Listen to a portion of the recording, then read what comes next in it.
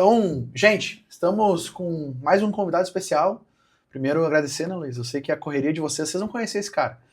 A correria de vocês é grande e se deslocar de Tubarão Armazém é meio tenso, né? Então, obrigado.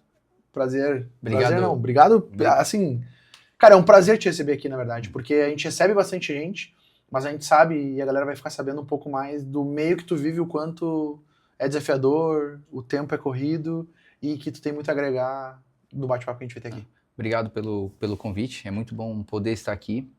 Sempre quando eu sou convidado para participar de algum podcast, eu tenho um objetivo muito claro em mente, que é pelo menos ensinar alguma coisa para a pessoa pelo menos uma pessoa pegar alguma coisa e possa mudar a vida para melhor. Então, meu objetivo é que, assim como estando aqui, é que as pessoas que estejam nos acompanhando saiam melhor do que entraram, né? Boa. Então, esse é o meu objetivo. Boa. Primeiro de tudo, só para falar um pouquinho, então, o Luiz hoje, ele está, né, porque a gente não é, a gente está sempre em algum lugar, mas ele é empresário, mentor e ele faz conselho hoje como foco para empresas, né, grandes empresas, pequenas, médias, grandes, mas o Luiz vai explicar um pouquinho mais o trabalho dele e como ele atua hoje, mas tem uma coisa legal também que o Luiz hoje ele faz parte, né, do conselho da Bali. Talvez não oficialmente, vamos dizer assim, né, Luiz? De um jeito um pouco diferente, mas a Bali, para quem, né, tá conhecendo aí, tá crescendo bastante no mercado. E a ideia é que hoje a gente bater um papo para quais são os erros que o Luiz mais vê dentro do mercado, né? O que os empresários cometem de erro, como é que a gente consegue organizar família e trabalho ao mesmo tempo, né? Então a gente, por vezes, é pequeno, já acha difícil. Imagina quando a gente tem negócios muito maiores, né? Então é um pouco disso que a gente vai falar hoje, certo? É isso aí. Luiz, para começar, eu queria saber como que tu está hoje, no momento atual, como é que tá o trabalho, o que tu tá fazendo da vida. Eu sei que o Luiz já invadiu o sistema, já fez um monte de coisa aí que a gente vai descobrir. Já fez Iron Man, o cara é uma máquina. Mas como é que tá hoje? Como é que tá o Luiz hoje? Hoje, boa parte do meu tempo está dedicado em ajudar empresários a tomar decisões melhores e enxergar possibilidades e estratégias diferentes do negócio. Com base em quê? Com base em quase 2 décadas, né? Uns 15 anos de bastante prática, teoria e convivência, né? Eu falo que isso aí é o método T, que vem de chá em inglês, que é a parte técnica, a teórica, a parte do environment, né? Que é do ambiente, e a parte da application, que é a aplicação. Então, todos os conceitos que eu aprendi teoricamente, nos mais de 300 livros que eu li de negócio e desenvolvimento pessoal, é um outro detalhe, né? Eu consegui aplicar nos meus negócios e também contribuir em conselhos de empresas e também no ambiente que eu vivo, porque falar de negócio para mim é o meu maior prazer. É o dia a dia, né? Então, quando eu estou falando sobre negócios, sobre projetos, sobre estratégia, sobre futuro, eu me sinto em casa, leve, é o que eu mais gosto de fazer. Então, eu até, no último podcast que eu fui, falei, cara, se deixasse aí, eu ficava umas 8 horas falando. Sem parar. Sobre isso, trocando ideias, porque eu gosto muito de contribuir com isso e aprender cada vez mais. Boa. Ô Luiz, e explica um pouco pra galera como é que funciona essa questão de conselho, porque quando a gente, né, olha para conselho, cara, conselho é para empresa com IPO, enfim, nesse nível. Mas hoje, né, por tu estar inserido e por tu executar isso, como é que a gente pode desmistificar isso pra galera, cara? Como é que eu posso ter um conselho sendo pequeno, por exemplo? Existem 2 tipos de conselho, né? O conselho deliberativo, que é o conselho que toma decisões, que geralmente esse é o conselho famoso, né? Que é o conselho de empresas. Nesse conselho deliberativo, esses conselheiros têm responsabilidade pelas decisões que tomam, tem, enfim, uma série de burocracias. Eu atuo hoje como conselheiro consultivo, que é um conselheiro focado em ajudar a tomar melhores decisões, né? E agora, com relação ao tamanho de empresa, todo mundo deveria ter um conselheiro, independente do tamanho.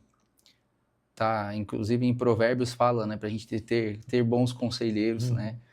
Porque, além de a gente ter que escutar as pessoas, a gente precisa escutar as pessoas certas. Não é só escutar conselho, escutar outras pessoas, é escutar da pessoa certa. Como eu vou saber se é a pessoa certa? A gente tem que entender se a pessoa já teve algum resultado, se ela tem alguma prática, alguma vivência, e se ela está indo para o caminho onde você vai querer percorrer. Entendi. Esse é um bom caminho. Esse é o primeiro... Por exemplo, eu não vou pedir conselho de relacionamento para um amigo solteiro. Uhum. Não vou pedir conselho de como ser um bom pai para um amigo que não tenha filhos. Uhum. Né? Então, não faz sentido eu pedir conselhos empresariais para quem não tem negócio. Sim. E para quem não viveu ou não vivenciou alguma coisa, né, que possa contribuir para o dia a dia no negócio. E aí, por que eu falo da parte teórica, aplicação e ambiente, né? Concorda que se eu ler um livro sobre o Michael Jordan, eu vou entender um pouco sobre como funcionava a cabeça dele e como funcionavam as estratégias de performance do Michael Jordan? Como ele enxergava as coisas. Isso, pelo menos um pouco eu vou entender, né? Teoricamente. Agora, se eu falar com alguém que convivia com o Michael Jordan, essa pessoa não vai saber mais de como funcionava o dia a dia, de como ele tomava as decisões, né? E agora, se eu falar com alguém que jogava basquete no time com o Michael Jordan, é diferente também. Sim. Então, hoje, estando em conselho de várias empresas de 5 milhões, que agora eu estou focando um pouco maior, assim, mas empresas de 5 milhões a 2 bilhões, estando e conversando com empresários desses tamanhos, é como se eu estivesse jogando na quadra com o Michael Jordan. Sim, tu tá num ambiente vivendo com o cara. Então eu consegui ter a parte teórica, lendo mais de 300 livros, né? Consegui aplicar nos meus negócios e também estou nesse ambiente onde as decisões acontecem. E uma coisa que eu percebo é que o problema do grande é o mesmo problema do pequeno, salvo as proporções. Proporções diferentes. Não, mas os problemas se repetem. Só que estratégias diferentes que podem ser executadas para alcançar o objetivo. Muitos erros que eu vejo empresários cometer eles olhar para a concorrência e querer copiar a estratégia da concorrência. Né? Só que eu não sei para onde é que a concorrência está indo, quais são os valores deles, o que eles estão buscando, o que eles querem alcançar. Qual é o contexto dele de maneira geral? Isso, e qual é a prioridade dele. Né? Então é como se a gente fosse sair de carro aqui, pegar a BR, tu pega o carro e vai para Porto Alegre. E eu vou te seguindo, sem saber para onde é que tu está indo. Porque eu estou seguindo as tuas estratégias. Daqui a pouco, em Porto Alegre, eu queria ir para Florianópolis, é para o outro lado. Por quê? Eu estou focado no concorrente e não no meu destino e nas minhas estratégias. Então, isso é uma das coisas que acontece muito dos erros, né? Mas voltando para a parte do conselho, toda pessoa devia ter um conselheiro para iniciar um negócio. 1, 2, 3 conselheiros, não precisa ter, às vezes, um conselho consultivo com cada pessoa ocupando uma cadeira, mas ter alguém com que possa compartilhar e ajudar a tomar as decisões. Por quê? No dia a dia, a gente acaba envolvido emocionalmente nos problemas. E quando a gente está envolvido emocionalmente, é como se a água tivesse turva, assim, bagunçada. A gente não consegue ver com clareza o fundo. Então a gente precisa com alguém que não esteja envolvido emocionalmente para, cara, já parou para pensar por esse lado, por esse ângulo, né? Já parou para pensar que isso aqui pode estar acontecendo porque aconteceu isso com essa pessoa e ela está reagindo dessa forma. Né? Então, eu gosto de pensar muito por outros ângulos. Sim. E por isso eu fui caminhando da minha vida de empresário para a vida de conselheiro. Empresário e conselheiro, né? Porque no fim não deixa de ser empresário, né? Tá empreendendo, talvez até empreendendo, avançando dentro do cliente junto com ele, né? Sim. Porque o conselho, por mais que não assuma responsabilidades, né, Luiz? De certa forma assume, porque dependendo da direção que tu coloca no negócio... Sim, o conselheiro ele tem que ser imparcial. Ele não pode depender da empresa, porque se eu entro para aconselhar alguém e falo, cara, não é esse o caminho, eu preciso confrontar o cara. E o cara pode dizer, cara, não quero tu como conselheiro, sair tudo bem, não tem problema. Só que eu tenho que confrontar ele para alertar ele para alguma decisão que ele possa estar tomando errado. Entendi. Agora, se eu preciso daquilo... Sim, talvez tu vai apoiar ele mesmo sabendo que é o caminho errado. E aí, isso a gente já tem às vezes já tem um monte de colaborador na empresa que vai dar tapinha nas costas e concordar e não vai te confrontar. E tendo alguém de fora que é pagar para ser confrontado e te tirar da zona de conforto. Né? Agora, não quer dizer que o conselheiro vai entender mais do teu negócio. mas o conselheiro precisa entender de negócio. Sim. Negócio, de indicadores, de estratégia, de pessoas. Uhum. Agora, do negócio, vamos supor, enfim, uma agência, por exemplo. Se eu for teu conselheiro, tu vai entender mais de marketing, de agência, de modelo de negócio da agência. Mas eu entendo de negócio e posso te trazer uma visão privilegiada de outros modelos de negócio que a gente pode aplicar. Esse é um ponto do conselheiro. Entender de negócio e essa visão 360, né? E outra coisa é que quando tu contrata um conselheiro, o conselheiro acaba ele te plugando no ecossistema dele, no ambiente dele. E isso tem muito valor. Sim. Talvez, né, um dos maiores valores, na verdade. Dependendo do conselheiro, né?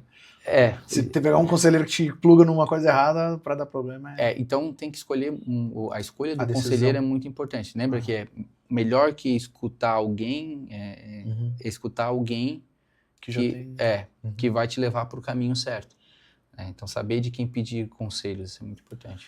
E, Luiz, aqui a gente tem, óbvio, alguns que já estão no momento, né, dos 5 milhões para frente, que a gente já vê que é provavelmente, já está formando um conselho mais profissionalizado. Mas como que tu vê, assim, e aí trazendo para empresas menores do que isso, cara, como é que eu consigo formar esse conselho não tão profissionalizado, pagando, como é que eu consigo escolher as pessoas? Eu tenho um problema de marketing, eu vou procurar alguém que entenda de marketing, é mais ou menos isso? Isso. Aí tem a questão, às vezes, o cara contratar um bom profissional, uma empresa para fornecer esse serviço. Tá. Só que aquele negócio, tem que ser alguém que consiga ser imparcial e confrontar ele também. Sim, entendi. Né? Agora é o seguinte, 5 milhões ainda não tem conselho estruturado. 10, 20, 30 milhões, 100 milhões, são poucas as empresas que têm conselho estruturado. Eu conheço empresa que fatura 900 milhões e não tem conselheiros. Agora está botando um conselheiro. Sim. Né? Tem empresas que faturam, né, sim, mais e aí agora estão estruturando também. Então, não tem o certo e errado, mas quanto antes tu conseguir ter alguém para ajudar, melhor. Para quem ainda não chegou nos 5 milhões, não consegue suportar financeiramente um conselheiro dedicado. Porque eu acho que essa é a barreira. A barreira do valor, na verdade. Né? Sim. Valor monetário, não o valor que isso pode me trazer, né? Não, porque uma conexão desse cara para dobrar o faturamento é muito rápido. Agora, só que o dobrar faturamento implica em outras coisas também, né? Capacidade financeira, capacidade dobrar, de às vezes estoque. É um problema, né? Então tem vários outros fatores, né? Mas para quem ainda não chegou nos 5 milhões, ter um conselho compartilhado, né? Ter algum tipo de conselheiro de confiança que possa ser, de repente, ou é um amigo que tem algum outro negócio para ele sentar e trocar uma ideia, mas não para falar de futebol, de negócio. Para trocar uma ideia de negócio, mas assim, cara, eu tô pensando em fazer esse investimento, tô pensando em comprar essa sala, tô pensando em alugar essa sala. Às vezes são decisões um pouco menores, mas é importante e pode impactar muito o negócio. Tô pensando em mudar de cidade, o que tu acha? Né? E aí a grande potência do conselheiro está em fazer as perguntas certas. Né? Tá, por que tu quer mudar de cidade? Sim.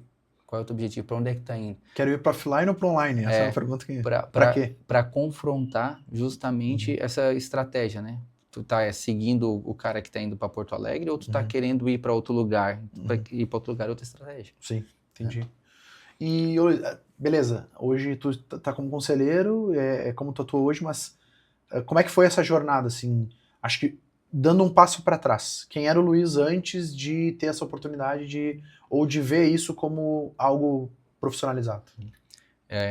Eu criei a rede de bares e restaurantes Chopp do Mestre, uma indústria de alimentos que é a CM Food Service, que com ela eu criei essa indústria para atender minhas operações. Hoje eu atendo outros bares e restaurantes, até Florianópolis e até Passo de Torres. E tem Sul de Santa Catarina? Sul de Santa Catarina, litoral sul de Santa Catarina, atendo bem com essa indústria. E também atendo hotéis, padarias, conveniências, com uma linha de pratos prontos. Né? E o Chopp do Mestre. O Chopp do Mestre, eu tinha 4 unidades, já vendi 3, agora estou só com a de Tubarão. E com a indústria da Semi Food, porque nesse passar do tempo, eu fui me encontrando como conselheiro. Como surgiu essa parte do conselho? Eu já estava dando mentoria e conselho para alguns amigos empresários de forma informal. E eles falaram, cara, pô, tu é muito bom, pô, tu me ajudou. Vamos tomar um café, vamos sair para jantar. Eu fui jantar com um amigo, dei um conselho e ele economizou R$500 mil. Assim, pô, tem Pagar valor, janta, pelo menos. Tem valor nisso. Não, ele foi bem generoso depois, mas tem esse valor. E eu me sinto muito bem fazendo isso. E consigo ter uma percepção que às vezes para mim quando eu falo alguma coisa, isso parece que é tão simples, e assim, caramba, será que eu falei besteira? Assim, mas a pessoa vai lá, faz e gera resultado. Sim. E eu comecei a fazer testando isso, e peguei um conselho, peguei outro, e vi que estava tomando mais tempo, e estava gostando disso, e comecei a pivotar a minha vida. Gostou mais disso do que de... Que eu comecei a aplicar a minha metodologia, né, que eu criei uma metodologia que eu chamo que é SONAR, que é mapear as profundezas do dono e do negócio para definir a direção e uma rota segura para navegar. Né?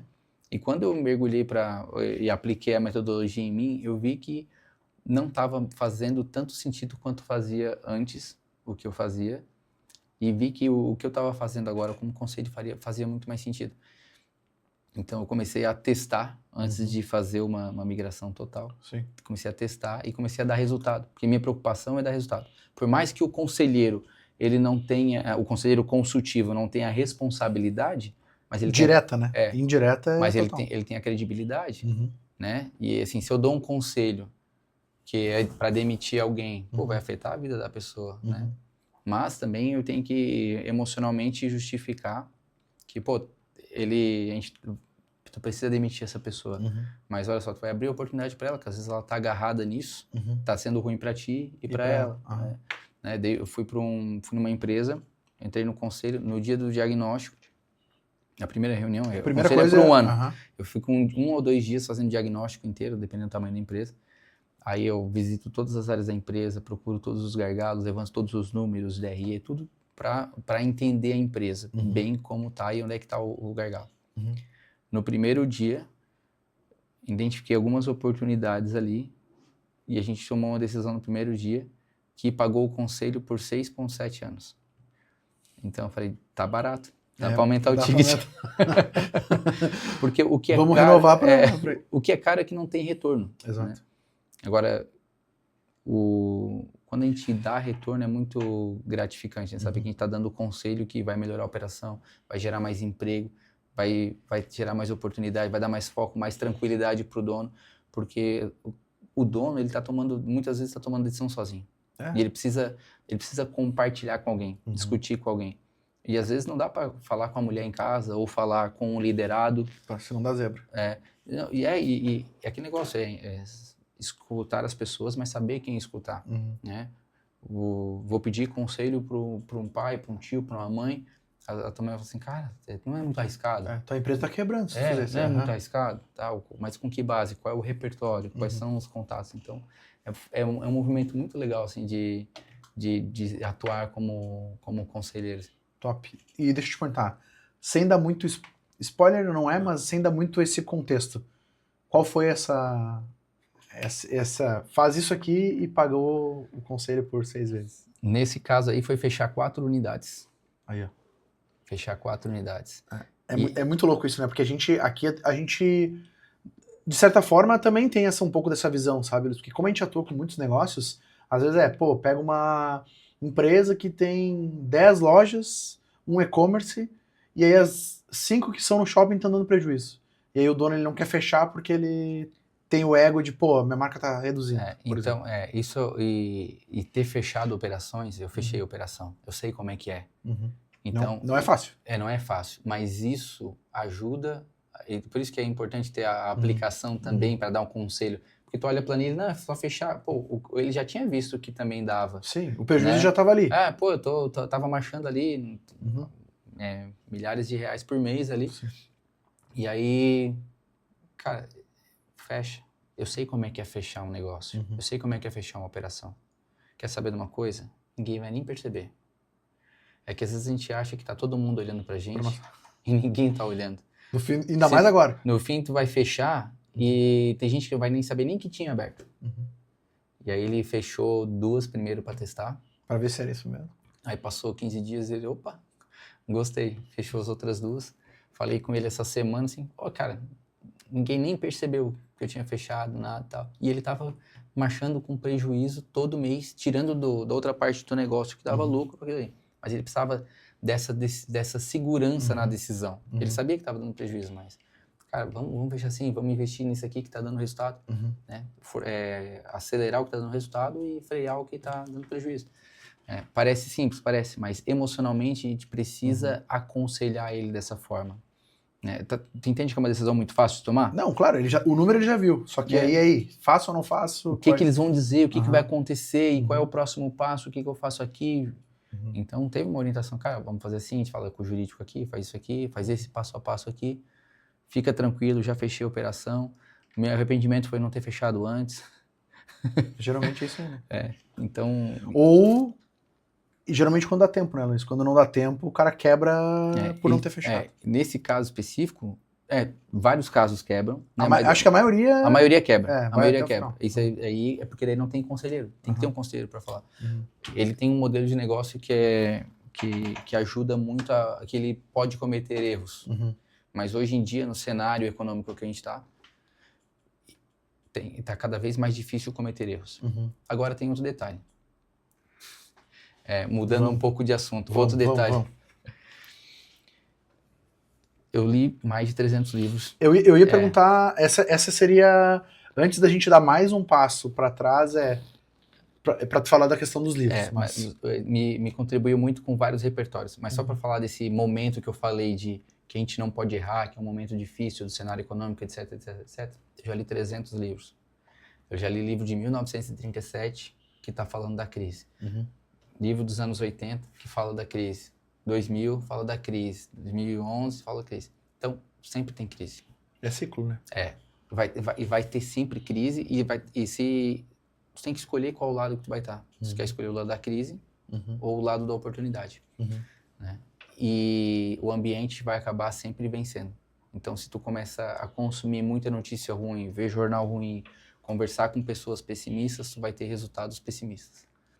Agora, se tu começa a conversar com pessoas não otimistas, mas que enxergam oportunidade nas fraquezas, né, o teu jogo pode mudar dessa forma.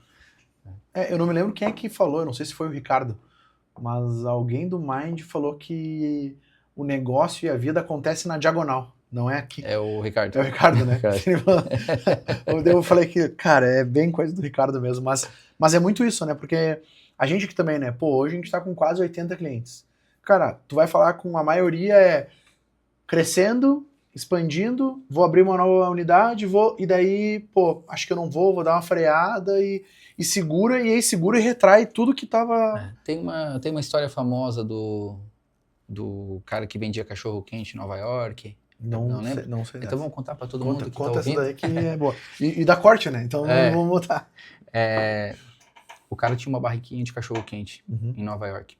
E ele não queria aquele tipo de vida para o filho dele. Mas ele ganhava bem, ele conseguiu o dinheiro, trabalhava todo dia, mandou o filho para estudar, o filho foi super bem, estudou Harvard, economia e tal. E depois que ele se formou em economia, ele voltou assim, pai, olha, a gente vai precisar mudar aqui teu cachorro-quente, porque tá vindo uma crise aí. A gente já olhou lá, os especialistas, tudo, e a gente olhou que tá vindo uma crise. Então, essa salsicha que tu compra dessa qualidade aqui, tu não vai poder comprar mais, porque ela é muito cara, a gente precisa maximizar as margens aqui, a gente vai ter que mudar essa salsicha, a gente vai ter que mudar o pão, vamos mudar isso, né?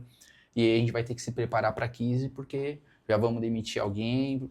E aí, resumindo a história, o cara foi se colocando na crise.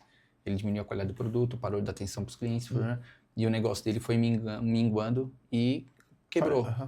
Né? E aí ele falou, ainda bem que o meu filho foi para Harvard e me alertou que estaria vindo a crise. Né? Eu quebrei, ele estava certo. Então, cara, esse é o movimento que a gente tem que cuidar. Onde estão as oportunidades? Porque toda crise tem oportunidade. Né? Se está chovendo, dá para vender guarda-chuva. O dinheiro só muda de bolso no fim do dia. E a maior oportunidade está nas crises. tem um livro, já que eu falo muito de livro. Eu ia te pedir algumas recomendações, inclusive. Então, já que a gente está falando nesse momento aqui, um livro muito, muito importante, que me ajudou muito na crise de 2020, na pandemia, foi O Obstáculo é o Caminho, de Ryan Holiday. Eu tenho vários livros que eu compro, que eu já li, e tem vários livros que eu comprei, tá na minha lista de leitura e eu consigo olhar lá. E quando veio a pandemia, cara, todo dia, 5:30 da tarde, tinha a contagem lá do ministro Mandetta lá. Eu parava de trabalhar, eu fui trabalhar todos os dias, não parei nenhum dia, tentando fazer um monte de coisa eu tinha 3 operações em shopping. Cara, o que que eu vou fazer? Sim, porque o shopping ficou fechado 3 meses. Né?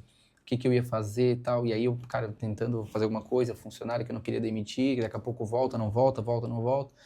E aí comecei a ficar muito aflito, parava para ver aquelas notícias ruins, né? Que não só vale aquilo, a pena. na verdade. Isso, não vale a pena. Né? Porque, cara, o que ia mudar aquilo ali, aquela contagem ali? Beleza. Aí eu falei assim, eu tô no caminho que não vai me tirar daqui. Aí eu parei na frente da minha biblioteca e eu fui olhando, deve ter algum título aqui que vai me ajudar a sair dessa. Aí eu procurei O Obstáculo é o Caminho. Comecei a ler aquele livro ali, cara, e aí dali já enxerguei outras oportunidades.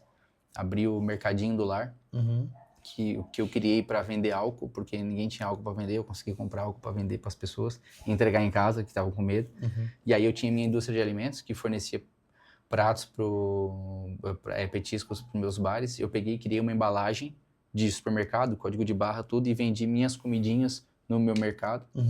E criei, cadastrei outros produtos, criei um site rápido. Em uma semana eu estava com o Mercadinho do Lar, entregando pedido em casa. Né? Então, foi o que eu consegui fazer para sair daquele looping ali e pensar em solução. Então, esse livro é muito bom. E criou uma oportunidade, e com essa oportunidade eu tinha um sonho da minha indústria vender em mercados.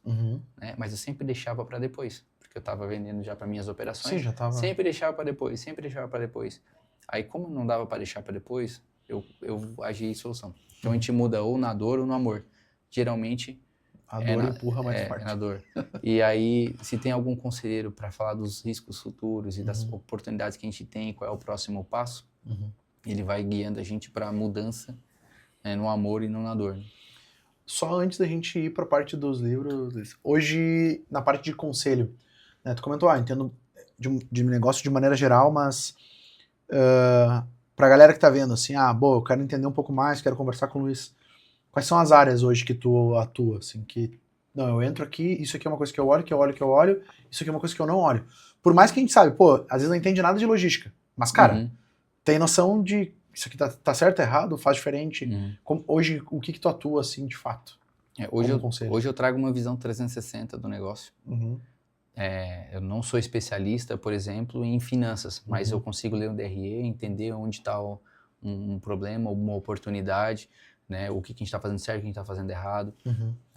Não sou especialista em marketing, mas tenho várias estratégias que a gente consegue aplicar e falar, não, agora a gente vai precisar de um social seller, a gente vai precisar agora de um SDR, a gente vai precisar agora investir em anúncio. Não, pro teu negócio, não adianta vai entrar online, a gente precisa ir lá na fila da lotérica e entregar um imã de geladeira.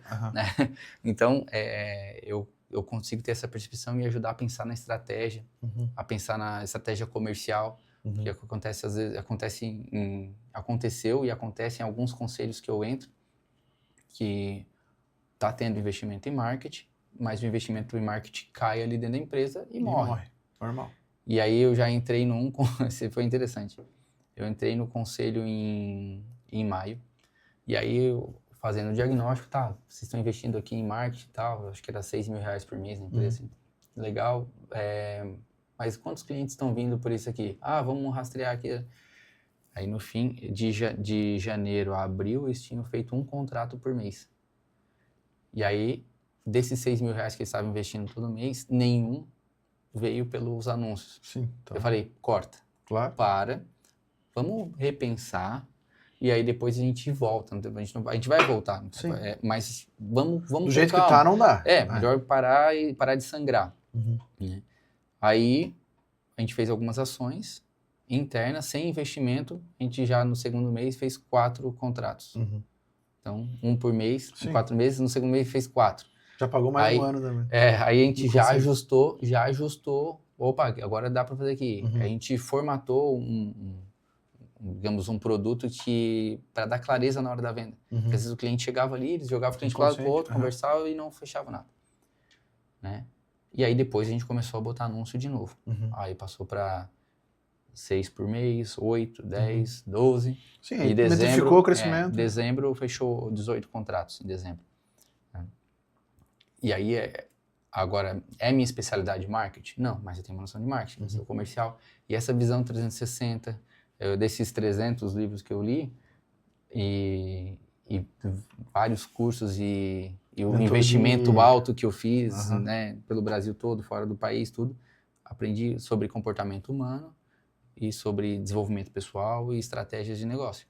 Né? Então, nessa seara eu consigo ajudar, às vezes é uma posicionar uma pessoa em outro lugar da empresa, né, ter um desempenho melhor.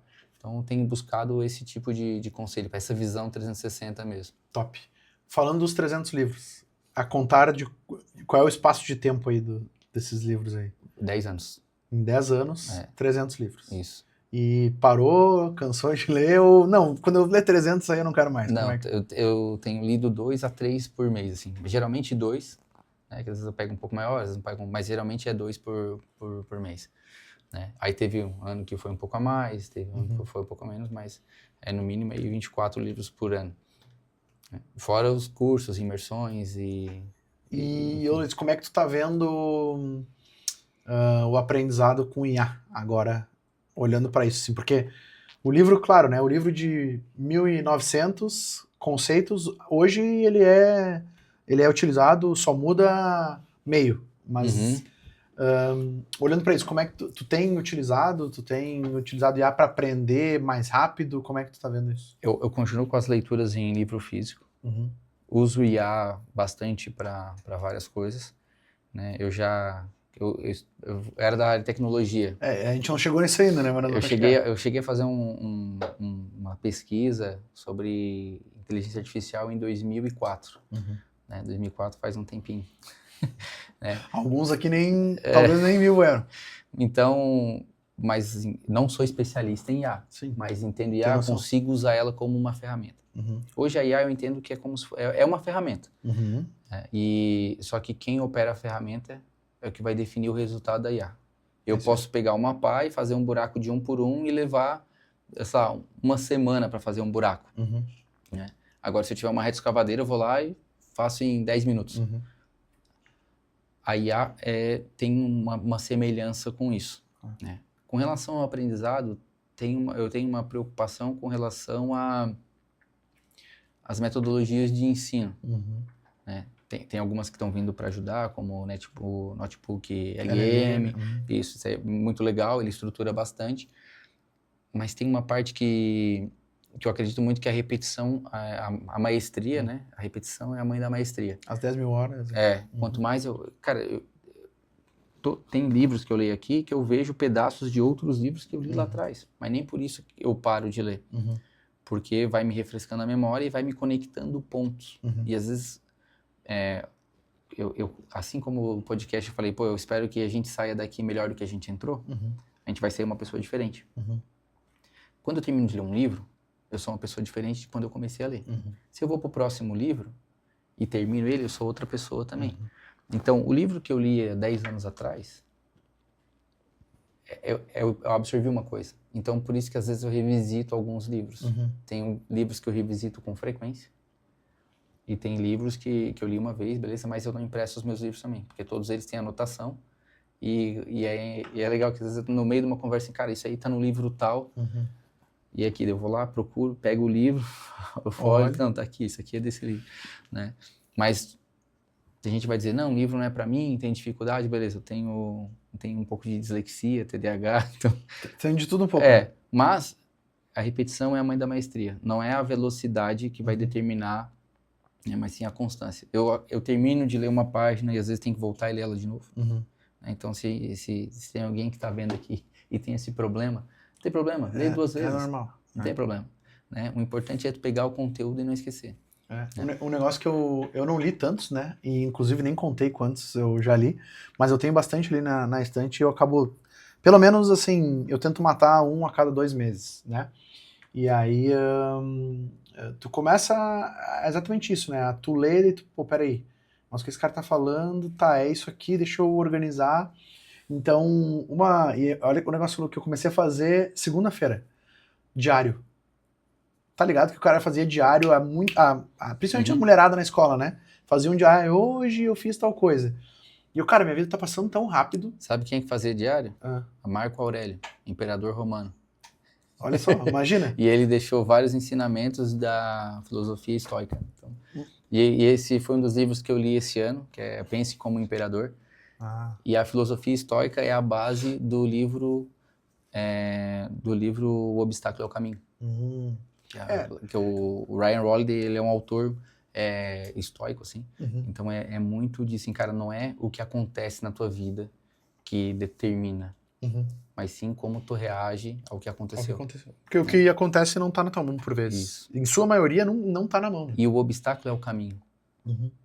Então, às vezes, e se a gente parar e fazer uma retrospectiva da nossa vida, assim, cara, se não tivesse acontecido aquele obstáculo lá, que eu achei que puta que merda, pode falar puta que merda? Pode. Eu falei 2 vezes. Não, pode falar tudo aqui, na verdade. Aí eu falei 2 vezes. Aqui, né? Se não tivesse acontecido esse obstáculo lá atrás, hoje eu não estaria aqui. E sabe um negócio louco, assim, que nem agora tu falou, já veio, geralmente, quando surge o obstáculo e tu tenta desviar dele, é onde tu perde tu fica tentando de alguma, pô, não vou enfrentar, vou sair, vou dobrar, e no fim do dia tu acaba tendo que passar por ele, não tem muita escapatória, né? E às vezes ele aparece justamente ali para te mudar de rota. Então tem outro livro muito legal que eu li, que é esqueci o nome dele em português, mas depois eu posso comentar.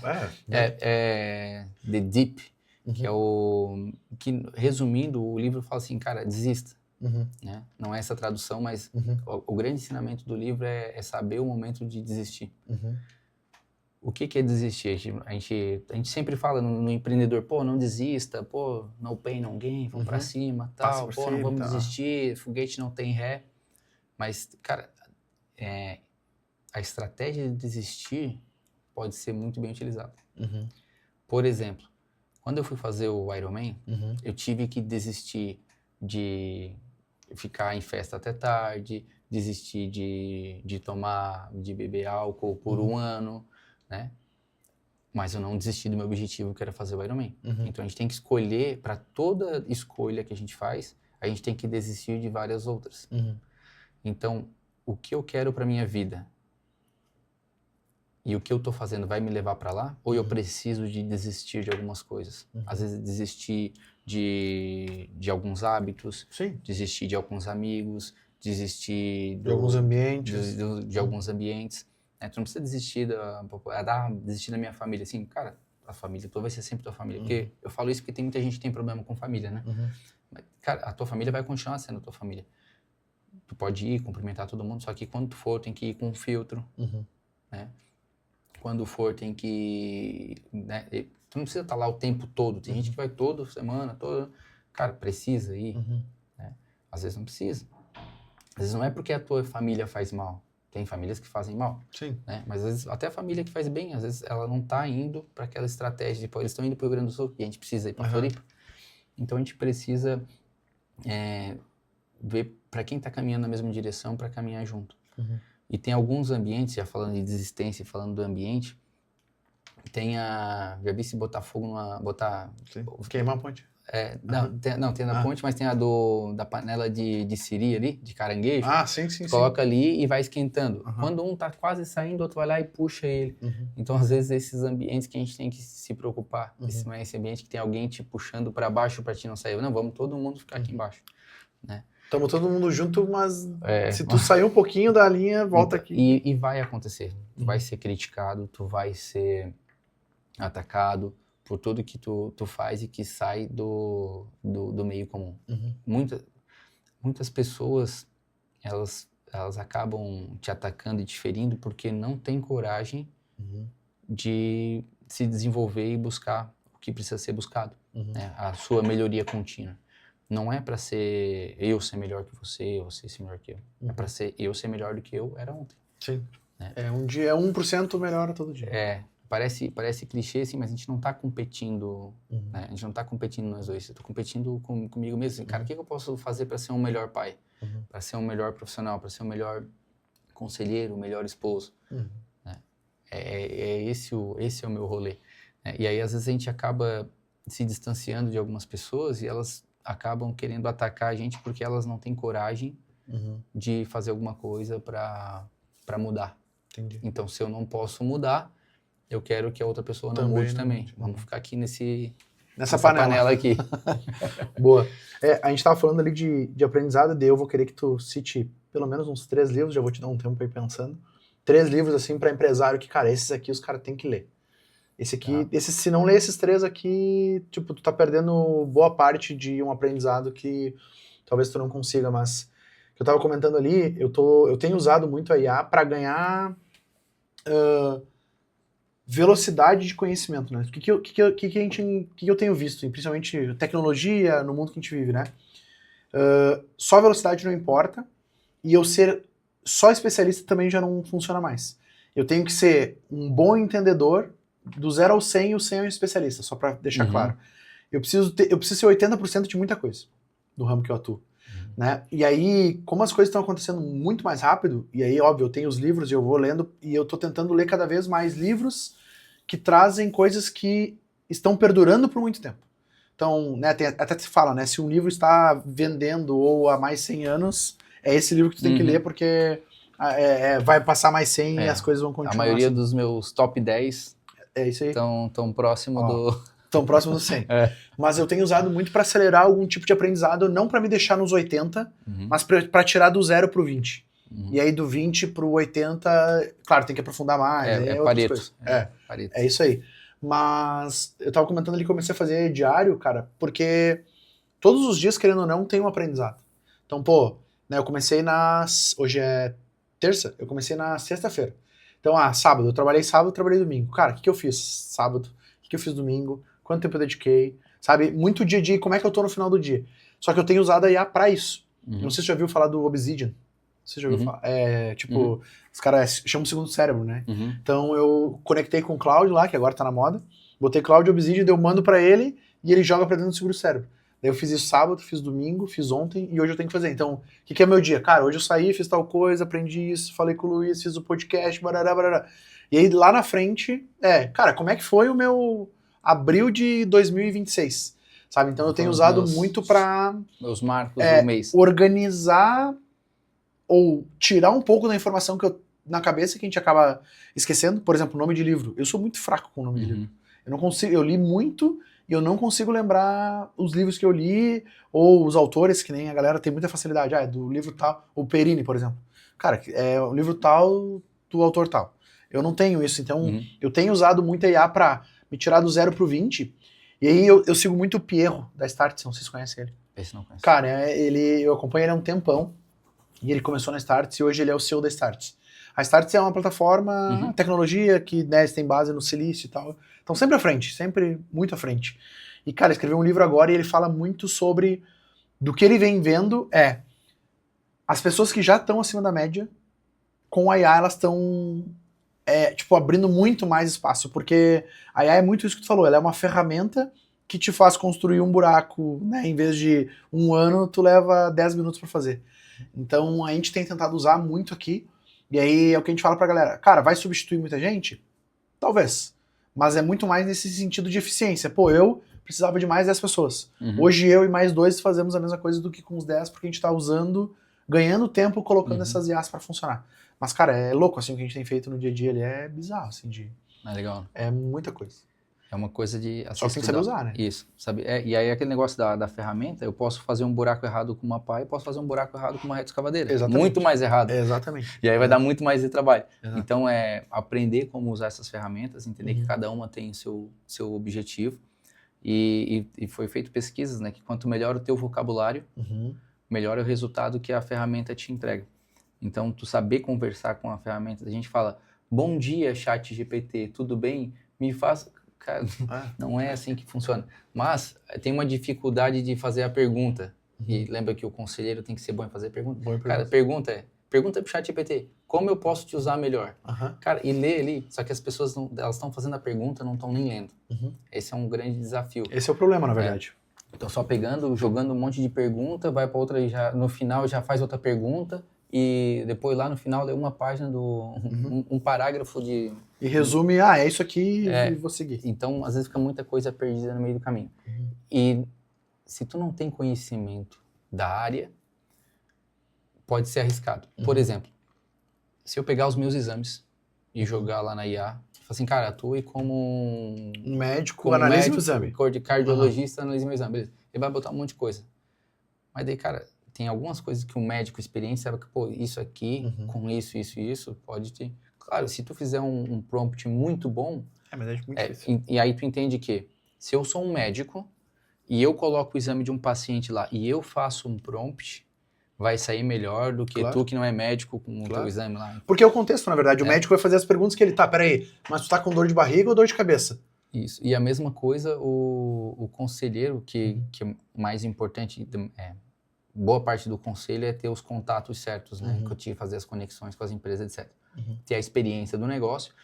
Mas tu pode pegar a tua DRE lá e jogar lá Sim, Gemini, qualquer coisa. Uma ferramenta lá e, cara, analisa pra mim. Cara, ele vai dizer um monte de coisa. Né? Mas eu já fiz esse teste e aí eu uso também. Né? Eu botei um DRE lá e fiz um prompt caprichado para ele pensar, enfim. E aí, enquanto ele estava trabalhando no meu prompt, eu abri a planilha e fui olhando assim, cara, aqui tem uma inconsistência aqui. Eu bati o olho e vi uma inconsistência. Antes do ChatGPT me entregar. Aí, era o ChatGPT? Enfim, vamos supor que seja o ChatGPT. Enfim, ele entregou lá, ele analisou um monte de coisa e resumiu um monte de coisa e beleza, era aquilo mesmo. Só que aquela linha ali, ele não considerou como uma inconsistência. E pro negócio da pessoa fazia diferença, né? Que impactava no EBITDA, que impacta no valuation do negócio, né? E tu só pegou porque é experiência, né? Tu olhou, bateu o olho e falou, pô, já vi esse erro aqui, peguei aqui. Claro, tu poderia ir pra lá, e a linha tal do DRE. Só que, cara, é muito isso, é tu saber lidar com a ferramenta. Por isso que tá potencializando quem tem o conhecimento, né? Então é um negócio louco, assim. Beleza, falando dos livros, pensou aí? 3. Eu quero anotar porque eu quero comprar. Tá. Não é melhor separar por categorias? Pode ser.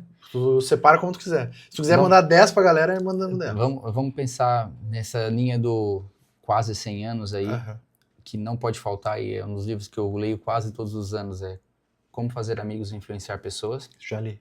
De Dale Carnegie. Eu comecei esse livro e ele era tão complexo pra começar. Porque assim, a gente tava falando de leitura, né? 1937, quem não tem costume de ler, se pega um livro desse, fala assim, caceta, velho, eu não consigo entender nada, não vou ler mais e eu não sei ler. Né? E aí foi o primeiro que eu li e falei, putz, velho, muito difícil. Aí depois tu volta. Pra quem nunca leu, começa com alguns mais fáceis. Pai Rico, Pai Pobre e Os Segredos da Mente Milionária. Que são mais atualizados, mais novos, porque eles são escritos... E são uma linguagem mais leve também. Exato. Pai Rico, Pai Pobre, de Robert Kiyosaki, e O Segredo da Mente Milionária, de T. Harv Eker. Você lembra dos autores também? Eu não lembro. Esses são bons para quem está começando, quem nunca leu, quer começar a ler, entende que é importante, e eu posso dizer para vocês, a leitura mudou minha vida. E é hábito, né? É hábito. E é botar horários fixos. Então eu gosto de ler 20 minutos no café da manhã, 20 minutos depois do almoço e 20 minutos antes de dormir. Deu 1 hora por dia. Então é a constância, não é a velocidade. E a leitura mudou minha vida. Eu comecei a ler firme mesmo em 2016. De 2012 até 2016, todo ano eu colocava a meta. Esse ano eu vou ler 12 livros. Esse ano eu vou ler 12 livros. E aí, em 2016, eu vi um vídeo do Patrick Bet-David. É um americano lá. E ele falou das pessoas de sucesso. Ele falou, cara, o cara tem que trabalhar 100 horas por semana, 100 horas por mês. Não, 100 horas por semana. 100 horas por semana, ler 100 livros por ano. E assim, cara, eu sempre enrolando nisso. E aí, cara, os CEOs, a maioria dos CEOs americanos lê 50 livros por ano. O cara vai dizer que o cara tem mais tempo do que eu. E aí, isso era em junho. E eu tinha lido um livro. Né? E assim, cara, preciso dar uma mudada nesse cenário. Sim. E eu terminei o ano lendo 13 livros. E depois comecei a aumentar esse ritmo de leitura. E dali começou a mudar muito rápido a minha vida. O meu primeiro livro foi em 2016 também. Que eu li, assim. Não, eu já tinha lido antes, mas era sempre um negócio. Lia um... Não, empurrando, exato. Não, mas pegando o hábito mesmo, foi em 2016. Esses 2 livros, para quem começar, é muito bom. Agora, para quem é técnico em alguma área e quer abrir um negócio, ou está pensando em ter um negócio, ou já abriu um negócio há pouco tempo, mas ou é dentista, ou é sei lá, mecânico, ou alguma indústria, alguma pessoa, alguma função técnica que abriu um negócio. Aí para essa pessoa eu recomendo O Mito do Empreendedor. O Mito do Empreendedor é muito bom. Agora, como fazer amigos e influenciar pessoas, O Mito do Empreendedor. Isso. Como evitar preocupações e começar a viver, também de Dale Carnegie. Esse eu não li ainda. Esse é muito bom também. A Lei do Triunfo. Não li também. Que são e aí ele tem como o livro ele já caiu em domínio público, ele tem alguns títulos, né? A Lei do Triunfo, ou Manuscrito, ou As 16 Leis do Sucesso, de Napoleão Hill. Ele também tem o Pense e Enriqueça, que também é interessante, é um pouco mais curto, mas esse das 16 Leis, só que também é escrito em 1937 ali. Que daí é aqueles que são os clássicos, né? Conta a história de um jornalista do não sei o que. Né? A Única Coisa é um livro muito interessante também. A Única Coisa eu li. A Única Coisa e Gary Keller. A Única Coisa e o outro é... Essencialismo. Os dois muito bons também. Isso. O Essencialismo ele tem um texto mais elaborado, mais completo e maior, né? Mas A Única Coisa já dá bastante resultado. A Única Coisa é massa. Eu falei sobre ele hoje, inclusive. Que é uma coisa que eu comecei a mudar. Assim, eu falei, cara, hoje o que eu tenho que matar? Né? Um livro muito bom é Os 5 Desafios da Equipe. Para quem já tem alguma equipe que está liderando um pessoal, Os 5 Desafios da Equipe. Nunca li. Do Patrick Lencioni. Ele tem uma série de livros muito legal. Tem a vantagem competitiva, As 5 Tentações do CEO, que é um dos mais vendidos dele. Mas Os 5 Desafios da Equipe é excelente para gerar confiança no negócio, gerar conflito para a galera, né, sair de uma reunião, o pessoal decidido, cara, é isso que a gente decidiu? Não importa quem foi a ideia. A partida saiu da mesa, a ideia é de todo mundo e tem que fazer funcionar. Isso. Né? Então é muito legal esse livro. Recomendação para... vou pegar conselho aqui agora, né? Livro para dar para a equipe, assim, parte de gestão, liderança e para a parte mais operacional. O que tu recomendaria? Tipo assim, eu quero pegar a minha equipe... Claro que pode ter vários problemas. Que problema tá?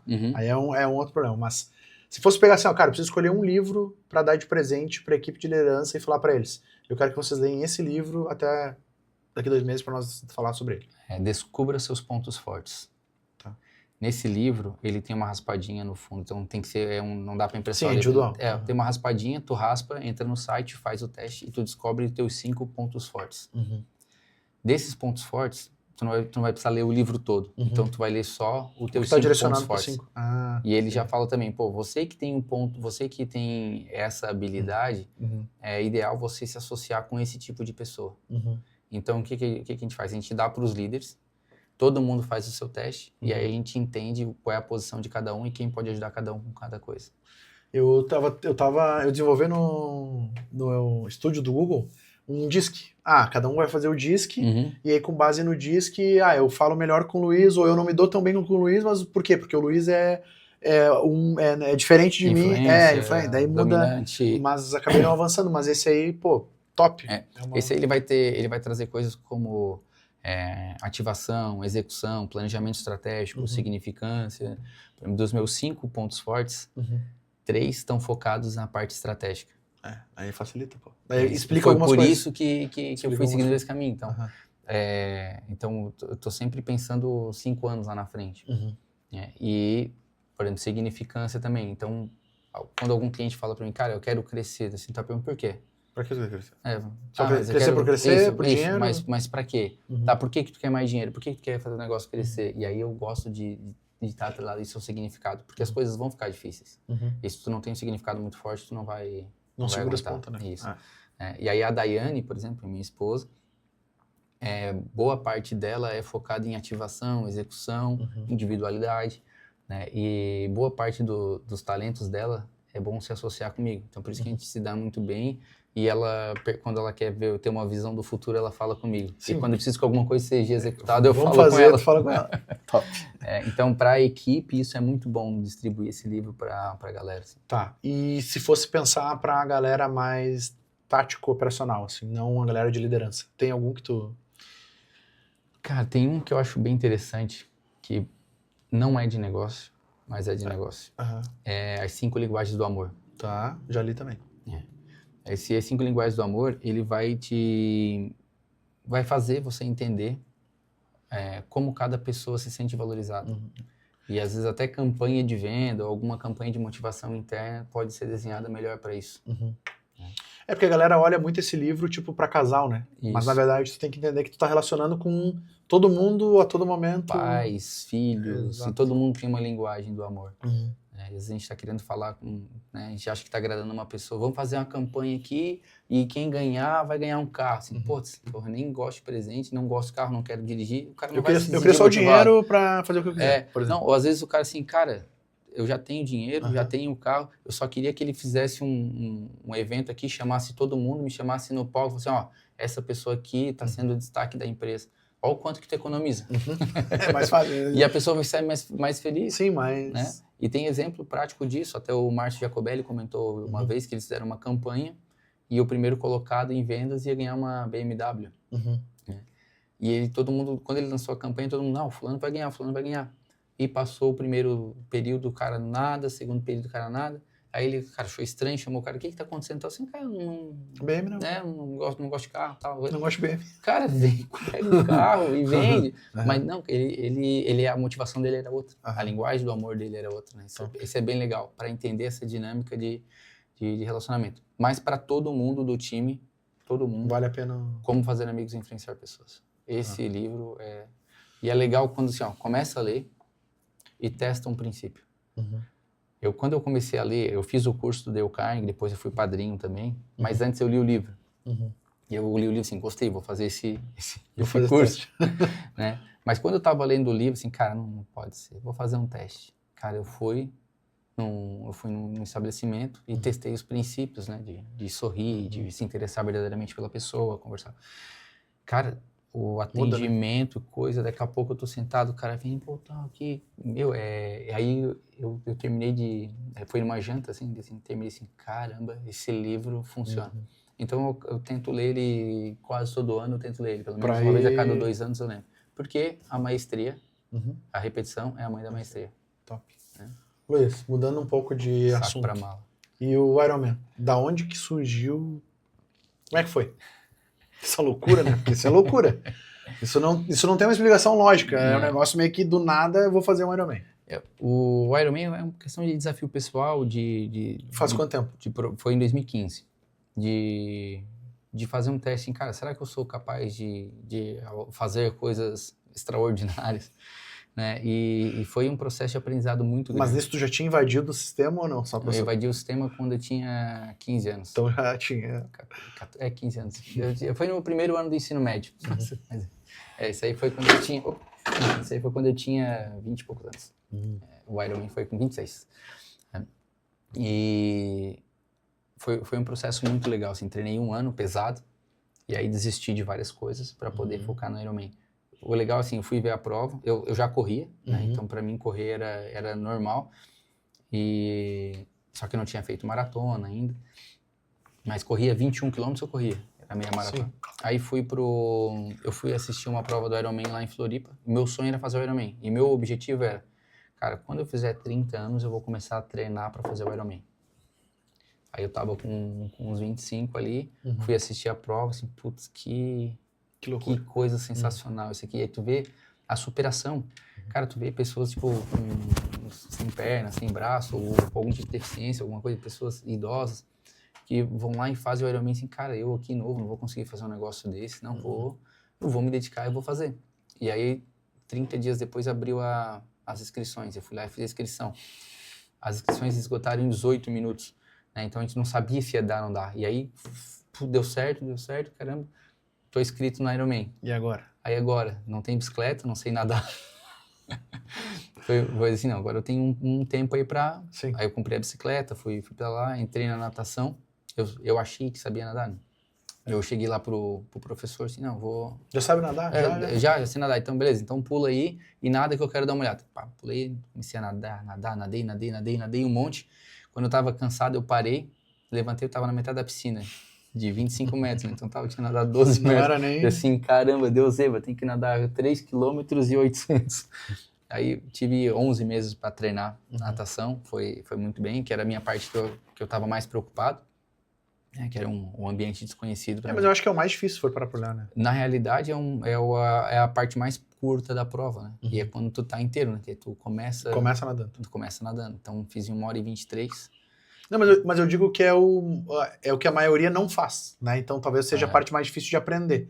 Porque correr, óbvio, tem que aprender, bicicleta também, mas a natação eu acho que é o... Ainda mais que é... A parte mais longa é a bike, que eu levei 6 horas. E a corrida, que é a parte mais difícil, que começa a ficar cansado. Sim, tu já tá moído. Mas eu treinei tanto que eu fui ficar cansado com 10 horas de prova.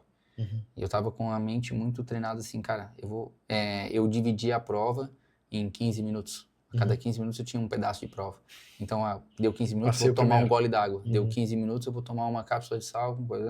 Então, eu tinha tudo programado para fazer de 15 em 15 minutos. Então, a prova saiu exatamente como eu planejei durante um ano. E essa experiência que eu tive no Ironman, eu fiz uma tradução de aprendizados e criei uma palestra para ensinar coisas pro ambiente de negócio, o que eu aprendi no Ironman. Então, por exemplo, ter mentores, porque eu tinha mentores, porque eu tinha um professor de natação, tinha um treinador que já tinha ido pro Mundial do Ironman, eu tinha fisioterapia, eu tinha mentores que me... Né? Sim, tinha então, estrutura, você organizou para isso. E no negócio a gente precisa ter mentores. E tem uma dos ensinamentos que é muito legal, é fazer acordos, né? Porque, principalmente porque eu já estava com a Daiane e tal, a gente não era casado, mas a gente já estava junto há um bom tempo e a gente precisava fazer acordos. Né? E na empresa a gente precisa fazer acordos. Né? Não era assim, eu falei, a gente tem que voltar às 11h30 do casamento, porque amanhã, 5 horas da manhã, tem que pedalar. Tem que fazer acordos. Né? Sábado eu vou sair 5 horas da manhã para pedalar, vou voltar às 3 da tarde. Né? Então tem que fazer acordos. E na empresa, às vezes é isso também. No teu negócio, na tua família, assim, a gente vai fazer esse movimento com a empresa, vou focar nisso, a gente vai precisar disso. Estamos acordados? Estamos acordados, beleza. E aí precisa se apoiar. Depois que fez o acordo, tá acordado. Né? Então hoje, eu e a Daiane temos acordos. Ela viaja bastante, eu viajo bastante, a gente tem bastante coisa acontecendo, a gente tem as meninas que a gente precisa dar atenção. Então a gente faz esses acordos, que é muito importante, uma das coisas que eu aprendi lá no Ironman, essa importância dos acordos, né? E uma das outras, das 20 lições que eu listei... Eu acho que a primeira vez que eu te vi, eu acho que foi falando sobre isso, Acho que foi da JET? Eu não lembro, mas eu lembro que a primeira vez que eu te vi foi falando sobre esses aprendizados do Ironman. Acho que até o título do... Isso, as 20 chaves do... isso aí. E aí, uma que é muito importante é que 90% da prova é na cabeça. Não é só preparamento físico. Sim. E a mesma coisa no negócio. Vai passar muito tempo sozinho. Os mentores vão te aliviar um pouco da tua insegurança e incerteza. Mas no dia a dia tu vai estar sozinho. Né? Mas a importância de ter um mentor falar assim, cara, quando der tanto tempo tu vai sentir isso. Quando vai der tanto tempo tu vai sentir isso. Aí tu toma uma cápsula de sal. Quando der tanto tempo vai acontecer isso. Então eu já sabia o que eu ia passar. Então quando aconteceu eu não estava inseguro com nada. Sim, agora vai ter 10 horas de prova, agora eu vou ficar cansado, agora eu vou fazer assim. Então já estava muito bem treinado. Sim, já estava já estava previsto, vamos dizer assim, né? Alguns movimentos. E aí na nossa vida, assim, 90% do tempo é na nossa cabeça. E se a gente não tiver uma conversa boa com a gente antes de dormir, essa é a conversa mais importante. A segunda conversa mais importante é a pessoa que está do teu lado. Por isso a importância de ter um relacionamento saudável e com alguém que te leve para cima. Sim. Né? Alguém que faça você se tornar um marido melhor ou uma esposa melhor. Porque essa pessoa vai ser muito importante no teu dia a dia, na tua vida. Sim. É a segunda conversa mais importante que tu tem antes de dormir. A primeira é a que tu tem contigo mesmo. Né? O que tu vai conversar contigo, os teus pensamentos, no teu momento de meditação, de reza, o que tu vai rezar e o que tu vai falar e o que tu vai conversar contigo mesmo antes de botar a cabeça no travesseiro. Daí falando por experiência própria, assim, eu tenho muito pouco esses movimentos, sabe? De parar, deitar e falar assim, tá, beleza. Por isso que eu tô tentando, o diário é uma forma de me ajudar nesse sentido, né? Enfim, de esvaziar um pouco a mente do dia e poder refletir sobre o dia e sobre as próximas coisas também, né? Então, top. A IA ajuda, mas se tu fizer manualmente, vai ser melhor. Exato. Eu tô ligado. Porque já tem um processo físico e... É diferente, porque na IA tu vai botar pra ela e quando tu quiser lembrar, tu... Aqui não, aqui tu... Não, deixa eu raciocinar, deixa eu pensar o que eu vou dizer.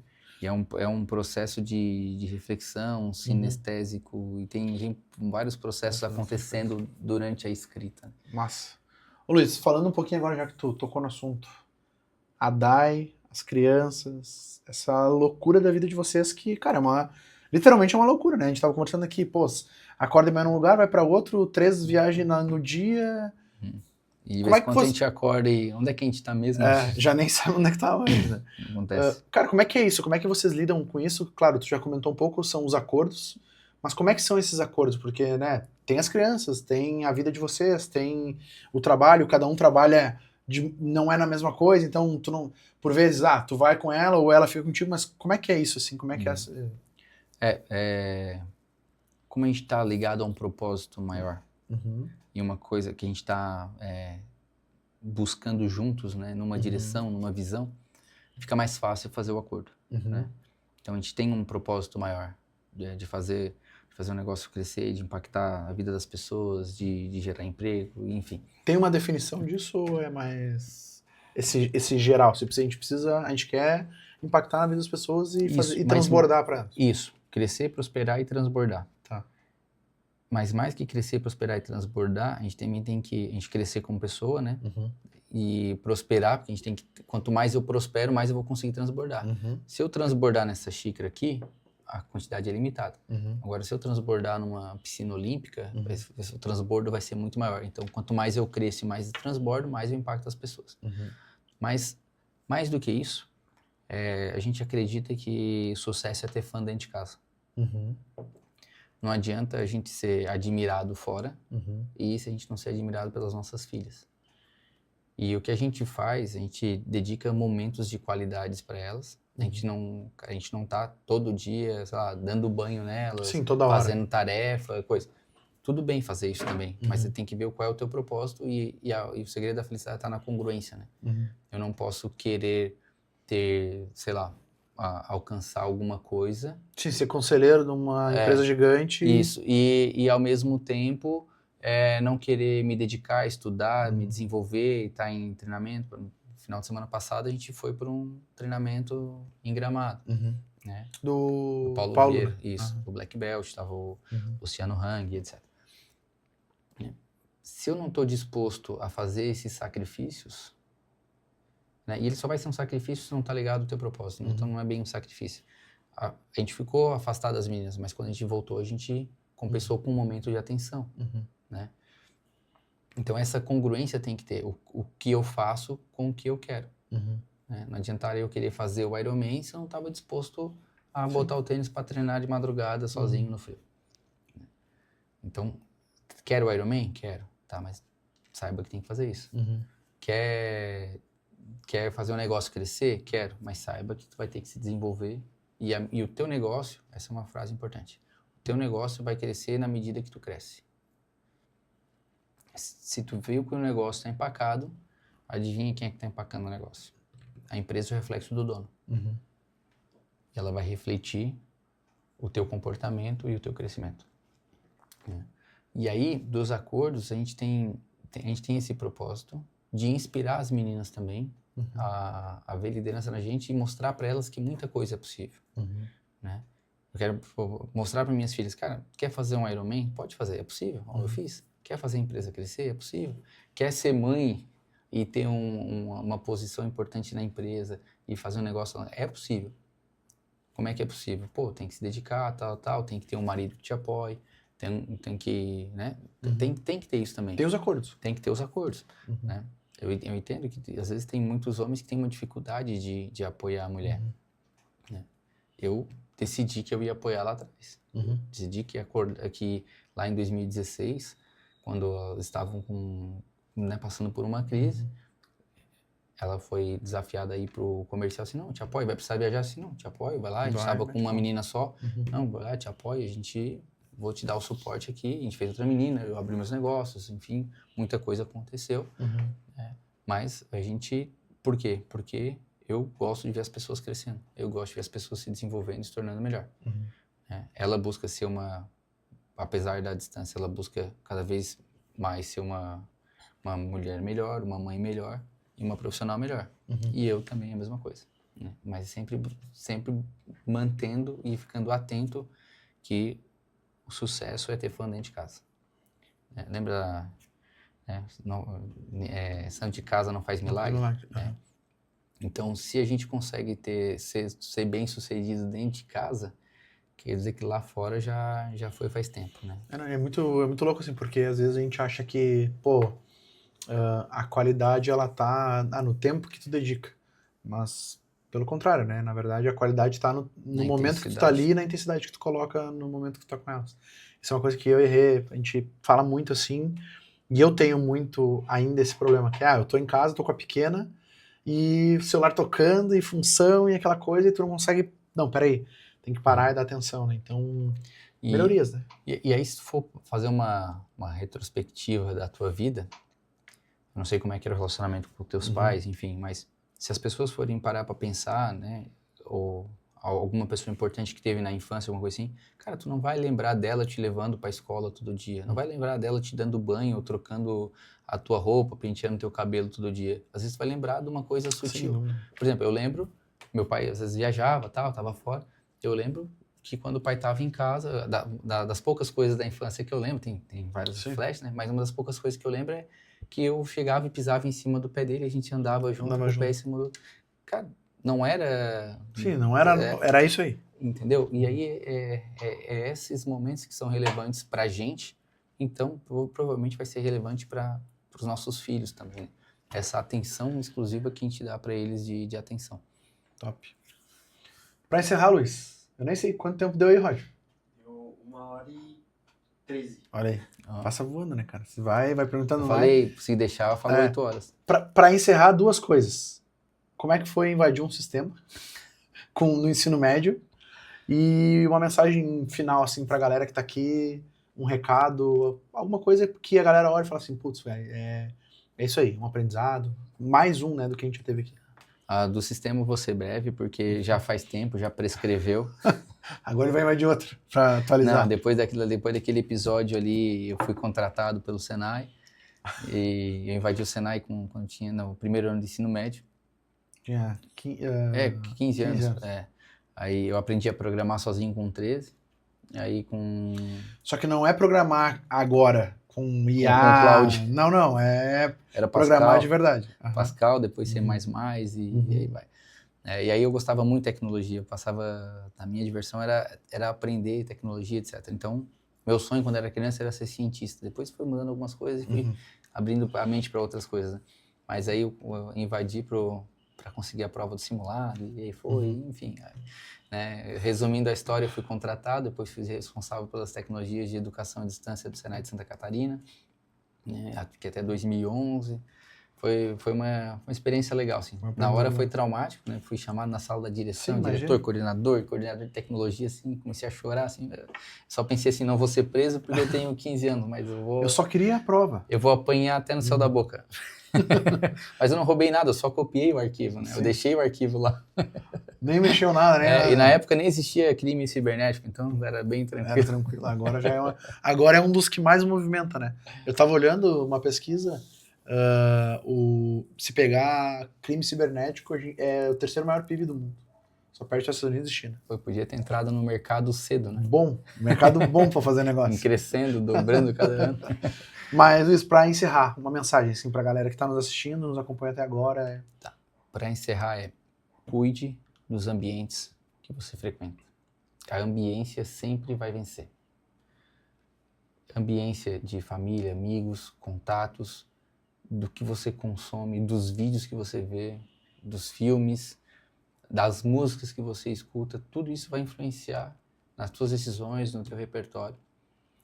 E façam acordos. E se você ainda não tem um parceiro ou uma parceira, escolha uma pessoa que vai te transformar numa pessoa melhor. É uma das decisões mais importantes. Né? É a decisão mais importante. Eu falo que eu só precisava decidir com quem que eu ia casar. Agora ela decide se eu tô com vontade de sair ou não, então tá certo. Mas voltando pro assunto sério, cuida dos ambientes, faça acordo com as pessoas, com os parceiros. Se ainda não tem parceiro, escolha o parceiro certo, o parceiro que vai te transformar numa pessoa melhor, mas também esteja disposto a transformar essa pessoa melhor e impulsionar ela também. E lembre-se sempre que o obstáculo é o caminho. E tem bons conselheiros. Esse é ele não quis fazer mais do que escutar conselhos, é escutar de bons conselheiros. Escolher os bons conselheiros.